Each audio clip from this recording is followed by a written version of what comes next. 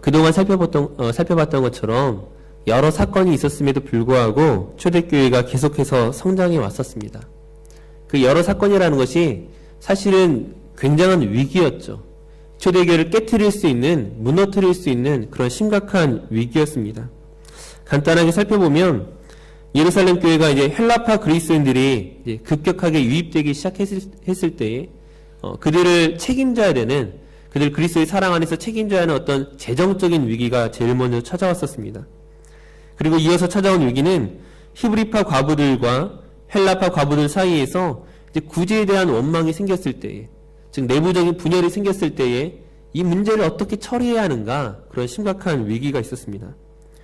곧 이어서 유대교의 박해로 스데반 집사가 죽고 예루살렘 교회의 성도들이 흩어지는 위기가 있었고요. 그 다음에 마지막으로 다메섹 도상에서 회심한 그 사울이 예수님을 믿고 또한 전파하였지만, 그러나 유대교를 믿는 많은 사람들의 그 살해 위협을 받아서 어쩔 수 없이 다소로 도망가는 것들을 우리가 지난 시간까지 살펴보았습니다.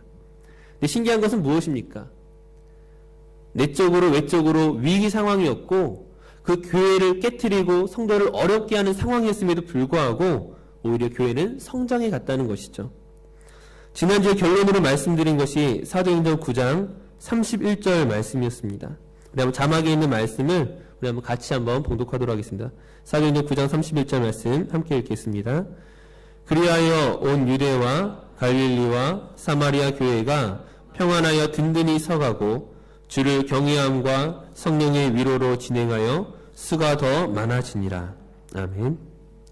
그리하여라는 단어는 지난주에 말씀드렸던 것처럼 앞에 있는 내용과 뒤에 있는 결론을 연결시켜주는 단어입니다. 즉 초대교회가 경험했던 그 앞서 있던 위기의 상황과 그리하여 어떠했다라는 그 결론이 같아야 되는데, 사실 인간적인 눈으로 봤을 때는 같지가 않죠. 사도 바울이 다소로 쫓겨나가고 교회가 어떤 위기를 경험했음에도 불구하고 막상 우리의 눈으로 보기엔 위기였지만 하나님은 무엇이라고 말씀하십니까? 교회가 평안하여 든든히 서가고 주를 경외함과 성령의 위로로 진행하여 수가 더 많아진다라고 이야기하고 있습니다. 왜 이런 결론을 내릴 수가 있는 것입니까? 교회는 어려운데 교회가 오히려 성장해 나가는 것입니까? 교회는 사람으로 인하여 움직여지는 것이 아니라 하나님께서 이 교회를 이끌어 가시기 때문입니다. 사람이 열심히 무언가를 했기 때문에 교회가 성장하는 것이 아니라 인간적인 눈으로는 위기였지만 오히려 그 위기를 기회로 바꾸시고 교회를 든든히 세워가시는 것은 하나님이 하시는 일이기 때문입니다. 즉 하나님은 사람을 선택하여 사용하시지만 그 사람의 연약함과 한계와 문제에 제한받지 않으시고 그보다 더 놀라운 일들을 하실 수 있는 분이십니다. 하나님께서 우리와 협력하여 이 모든 일들을 하시지만 결코 우리에게 제한받지 않으신다는 것을 우리는 기억해야 될 것입니다. 오늘 우리가 읽었던 사도행전 10장의 본문은 하나님께서 어떻게 그 일들을 계속하여 이루어가고 계시는지를 보여주고 있습니다. 우리가 지난주에 살펴보았던 것처럼 교회를 핍박하던 사울, 그리스도인을 잡아오게 가두던 그 사울을 사용하셨던 그 하나님께서 이제는 유대인들이 싫어하고 유대인들이 미워하는 그런 로마의 백부장을 통하여 교회를 세워가시는 그 하나님의 모습을 볼 수가 있습니다. 즉 하나님이 어떻게 일하시는지가 오늘 사도행전 10장에 잘 나타나고 있습니다. 오늘 본문의 주인공의 이름은 고넬료입니다. 우리가 잘 알고 있는 이름이죠. 이 고넬료는 로마의 백부장이었습니다. 로마의 백부장이라는 것은 사실 절대적인 권력을 가지고 있는 사람입니다. 교회사를 연구하는 사람들의 이야기를 들어보면은 로마의 백부장이 로마라는 세계에서는 굉장히 가장 낮고 낮은 직업 중에 하나였지만, 즉 로마의 군대가 6,000명씩 한 대대가 있는데 그 6,000명 중에서 100명의 인원을 이끌고 있는, 오늘날로 말하면 소대장 정도의 지위밖에 되지 않지만은 그것이 식민지 어떤 나라에 가게 되면은 절대적인 권력으로 바뀐다는 거예요. 누구도 무시할 수 없는 그런 권력을 가진 사람이었습니다. 이상한 것은 이 사람이 유대교를 믿고 있다는 거예요. 유대교의 하나님께 기도하고 그 유대교의 하나님 앞에 예배하고 있는 로마의 백부장이라는 것은 정말 이상한 일이 아닐 수가 없습니다. 왜 그렇습니까? 사실 유대인만큼 이방인에 대해서 배타적인 민족이 드물 정도이죠. 오늘 본문에서 베드로가 고넬료를 만나는 자리에서 무엇이라고 말합니까? 28절 말씀을 보게 되면은 이르되 유대인으로서 이방인과 교제하며 가까이 하는 것이 위법인 줄은 너희도 알거니와. 유대인뿐만 아니라 유대인들이 이방인을 어떻게 대하는지 당신도 잘 알고 있지 않느냐. 이방인들을 무시하고 이방인들을 경멸합니다. 그들을 사람으로서 여기지 않는다라는 거예요. 유대를 식민지로 다스리고 있는 이 로마의 백부장에 대해서도 마찬가지였다는 거예요. 그가 아무리 권세 있는 자라 할지라도, 그가 아무리 지위가 높은 자라 할지라도 유대인들은 로마의 백부장을 인정하지 않습니다. 그럼에도 불구하고 왜 그 사람이 유대교에 가입했느냐 하는 거예요. 부족한 것이 하나도 없는 사람이, 모자른 것이 하나도 없는 사람이 왜 유대교에 가입했습니까? 이방인들 가운데 유대교로 가입하게 된 사람들이 있습니다. 그것이 이스라엘 역사에서 보게 되면은 출애굽 시대에 애굽에서 함께 탈출했던 외국인들이 있었고요. 그 다음에 가나안 땅에 정착하는 과정 속에서 이스라엘에 항복했던 기브온 족속들이 이와 같았습니다. 그리고 신약시대 당시에 유대인의 집으로 팔려온 노예들이 그러했습니다. 이 사람들은 이방인들이었지만 그러나 유대교에 가입할 수 있는 자격이 주어졌어요. 하지만 그럼에도 불구하고 이들에게 어떤 제한이 있었냐면은 너희가 우리와 함께 살기 때문에 유대인으로서, 비록 유대인은 아니지만 유대교에 가입할 수 있지만 너희가 성전에 가서 예배하지 못한다는 것이었어요. 즉 그들이 예배하기 위해서는 성전 바깥에서, 성전 돌문에서, 돌벽에서 기도할 뿐이었지 성전 안으로 들어갈 수 있는 자격이 없었습니다. 굉장히 무시하는 것이죠. 근데 지금 이 로마의 백부장이 뭐가 아쉬워서 지금 유대교에 들어갔느냐 하는 것이죠. 전혀 득될 것이 없는 상황이었습니다. 즉 우리가 이러한 상황을 통해 알 수 있는 것은 단순한 호기심이나 어떤 다른 생각과 계획을 가지고 지금 유대교에 가입한 것이 아니라 지금 그가 신앙을 가지고 그 불이익을 감수하고서라도 유대교를 믿겠다고, 그 유대교의 여호와 하나님을 내가 나의 신으로 고백하겠다라고 지금 이 자리 가운데 나온 것입니다. 그렇다면 그 고넬료의 신앙이 어떠했는지를 한번 살펴보도록 하겠습니다. 우리 사도행전 10장 2절 말씀 우리 한번 같이 읽도록 하겠습니다. 사도행전 10장 2절 말씀입니다. 함께 같이 읽겠습니다. 그가 경건하여 온 집안과 더불어 하나님을 경외하며 백성을 많이 구제하고 하나님께 항상 기도하더니. 아멘. 성경은 이 고넬료에 대해서 무엇이라고 정의하고 있습니까? 그를 경건한 사람이라고 정의하고 있습니다.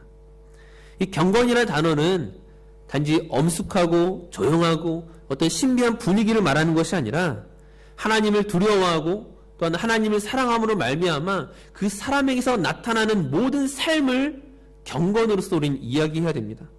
즉 이 사람의 삶에서 어떤 결과가 나타났습니까? 첫 번째로 온 집안과 더불어 하나님을 경외했다고 말합니다. 이 헬라어 성경에 보게 되면은 이 경외했다라는 단어를 쓸 때 포모메노스라는 단어를 사용하고 있습니다. 이것은 두렵다라는 뜻이죠. 하나님을 경외할 때 어떻게 하느냐? 하나님을 두려워함으로. 근데 여기서 두려워한다는 것이 마치 하나님이 무자비한 하나님, 잔인한 하나님, 그것으로 두려워했다는 것이 아니라 권위자로서 두려워했다는 것이죠. 내가 비록 로마의 백부장이지만 정말 내가 이 이스라엘 안에서는 세력을 가지고 있고 권력을 가지고 있고 지위를 가지고 있지만 그러나 내 위에 누군가가 있다는 것을 인정하는 것이죠. 내 위에 나를 다스리는, 나를 심판하실 수 있는, 나를 판단하실 수 있는 권위자가 있음을 인정하는 것이었습니다. 근데 인상적인 것이 무엇이냐면은 자신만 하나님을 경외하는 것이 아니라 그의 온 집안이 하나님을 경외했다는 것입니다. 즉 이 집안의 가장이었던 그 고넬료가 나만이 아니라 우리 온 가족이 믿는 하나님으로서 그 권위를 인정하고 두려워했다라고 이야기하고 있는 것이죠. 그래서 오늘 본문 24절 말씀을 보게 되면은 고넬료가 그의 친척과 가까운 친구들을 모아서 베드로를 기다리는 장면이 나옵니다. 혼자 예수를 믿는 것이 아니라 그가 온 가족들이 하나님을 예배하고 하나님 앞에서 그 베드로를 기다리고 있던 것이었습니다. 경건의 두 번째 모습은 그가 백성을 많이 구제했다는 것입니다. 앞서 경건은 종교적인 어떤 행동과 분위기가 아니라 삶의 실천이라고 말씀드렸습니다. 경건이라는 것이 삶으로 나타나지 않으면은 삶의 열매로서 맺어지지 않으면 그것은 경건이 아니죠. 경건한 척을 하는 것입니다. 이 고넬료는 경건한 사람이었다는 거예요. 야고보서 1장 27절 말씀에 경건이 무엇인가에 대해서 이렇게 이야기하고 있습니다. 하나님 아버지 앞에서 정결하고 더러움이 없는 경건은 곧 고아와 과부를 그 환난 중에 돌보고 또 자기를 지켜 세속에 물들지 아니하는 그것이니라. 야고보서가 기록하는 경건은 무엇입니까? 돌보는 거예요.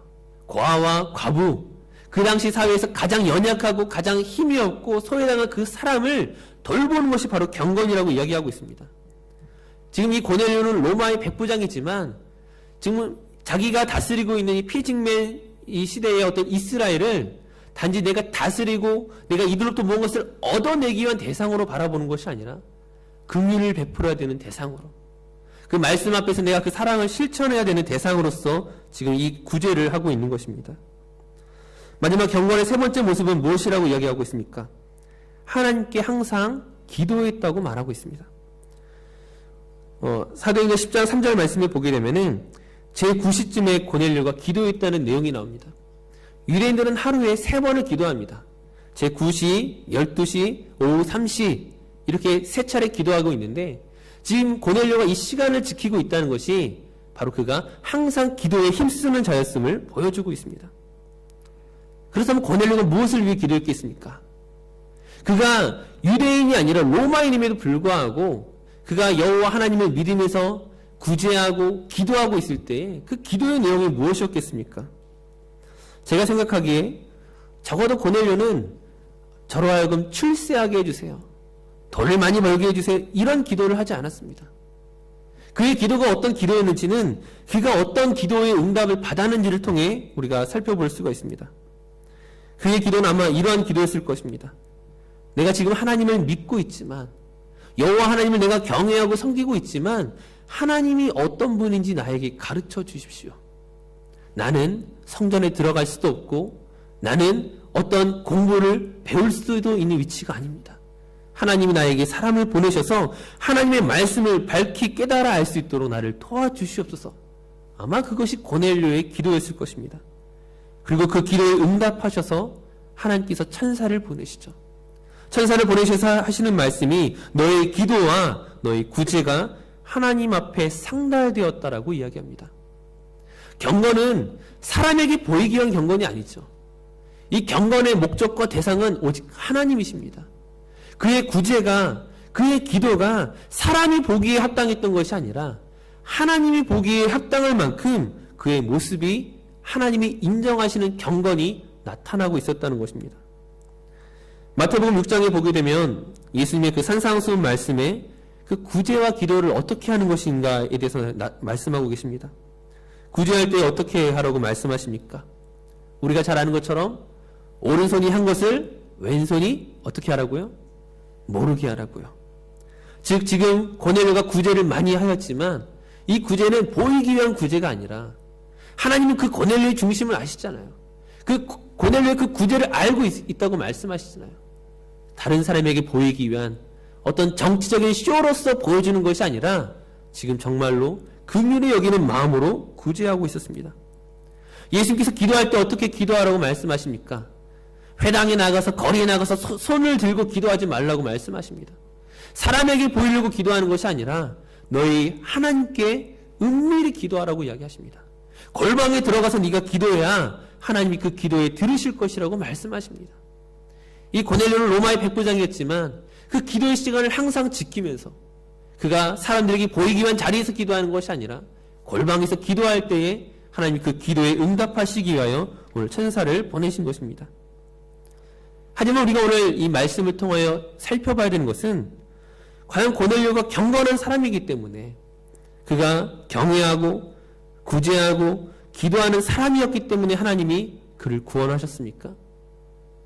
그의 경건과 그의 기도와 구제가 그 구원을 이뤄낼 만한 어떤 믿음이 있었기 때문에 하나님이 그를 받으신 것입니까?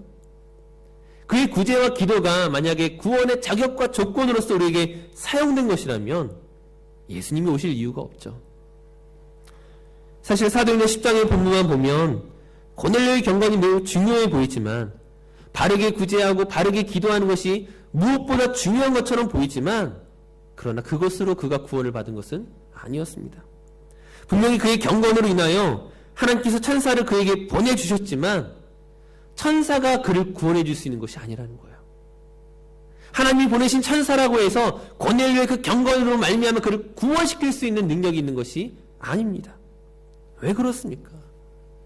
우리가 너무나 잘 아는 것처럼 구원은 경건에 있지 아니하고 하나님이 예수 그리스도를 보내신 그것을 믿을 때에 구원을 받기 때문입니다.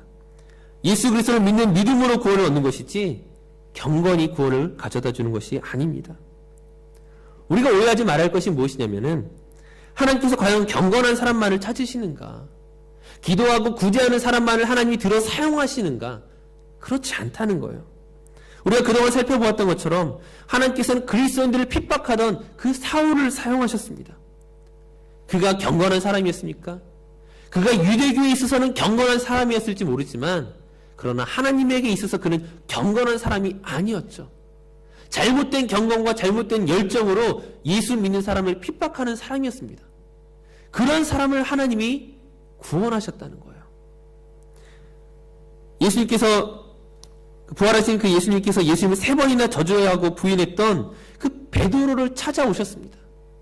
그가 구원받을 만한 사람입니까? 하나님께서 그를 사용하시기에 합당한 사람입니까? 그렇지 않다는 거예요. 즉 하나님께서는 고넬료와 같이 경건한 사람을 택하시기도 하고 또는 베드로와처럼 실패하고 낙심한 사람을 택하시기도 하고 어떻게 보면 사도 바울처럼 예수 믿는 사람을 저주하고 예수 믿는 사람을 옥에 가두던 그런 사람들도 하나님은 사용하실 수 있다는 것이죠. 즉 하나님이 우리를 부르시는 데는 우리의 어떤 조건과 자격으로서 주어지는 것이 아니라 오직 하나님의 선택으로 나타난다는 것입니다. 하나님께서 누구를 통하여 일하십니까? 하나님께서 어떤 사람을 통하여 일하십니까? 감히 우리가 말할 수 있는 부분들이 아닙니다. 우리가 단지 알 수 있는 것이 있다면 고넬료가 그의 경건으로 말미암아 그에게 천사가 왔을 때 천사가 그를 구원해주고 천사가 그를 정결하게 하는 것이 아니라 천사가 한 사람을 소개한다는 것이죠. 누구를 찾으라고 말하고 있습니까? 베드로를 찾으라고 말하고 있죠. 하나님께서는 그 베드로에게도 나타나셔서 그 고넬료라는 사람이 너를 찾고 있는데 그에게 가라고 말씀하십니다. 하나님이 누구를 통하여 사용하시느냐? 예수 그리스도의 그 부활의 증인들을 통하여 이 모든 일들을 이루신다는 것이죠. 하나님께서 이 모든 일들을 혼자 하실 수 있지만 그러나 혼자 하시지 않고 하나님 혼자서 고넬료를 구원해내시는 것이 아니라 그 고넬료의 경건을 보시고 천사를 보내셨지만 그러나 결국에는 부활의 증인들을 통하여 하나님이 구원해내신다는 거예요. 바로 누구입니까? 베드로이고 바로 저와 여러분입니다.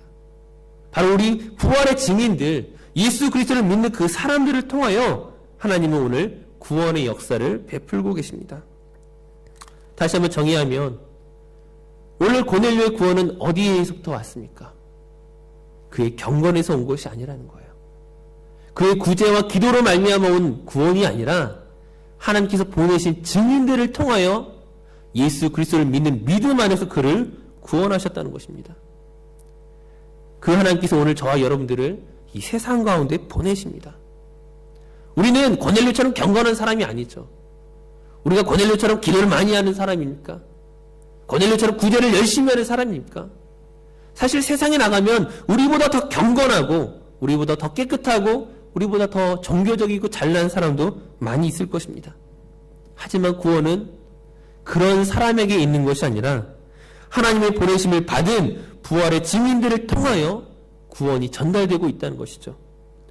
하나님께서 로마의 백부장이었던 그 고넬료에게 베드로가 마치 어떤 사람인 것처럼 되게 하십니까? 오늘 우리가 읽었던 33절 말씀에 내가 하나님 앞에 있나이다. 로마의 백부장이었던 그 고넬료에게 베드로가 마치 하나님처럼 여겨진다는 거예요. 왜냐하면 그가 복음의 기쁜 소식을 가지고 오는 자이기 때문에. 고넬료가 그토록 고민하던 구원의 소식을 가지고 오는 자이기 때문에 그 베드로가 마치 하나님과 같았다는 거예요. 이것은 마치 구약시대에 하나님을 대언하는 모세가 아론에게 무엇과 같다고 말합니까? 아론에게 있어서 마치 모세는 하나님이 되게 하셨던 것처럼 지금 고넬료에게 이 베드로가 하나님처럼 여겨지도록 그 부활의 증인들을 사용하고 계시다는 거예요. 마찬가지로 오늘 저와 여러분들을 통하여서 예수 믿는 우리를 통하여서 이 세상에 하나님을 알지 못하는 사람들에게 그 복음의 빛을 전달하는 하나님처럼 나타나야 되는 책임이 오늘 우리에게 있다는 것입니다. 그럴 만한 자격이 안 되는 우리를 사용하시는 그것이 하나님의 방법이고 하나님의 은혜이고 하나님의 자비인 줄로 믿습니다. 사랑하는 성도님들, 오늘 말씀의 결론을 맺겠습니다. 오늘 나의 모습을 보지 마시고 오늘 나를 들어 사용하시는 그 하나님을 보시기 바랍니다. 비록 우리는 고넬료처럼 경건하지 못하는 사람이라 할지라도 그러나 그 경건을 닮아가는 예수 그리스도를 닮아가는 이 자리에서 우리를 아름답고 귀하게 사용하시는 것은 하나님이 일하실 부분들입니다.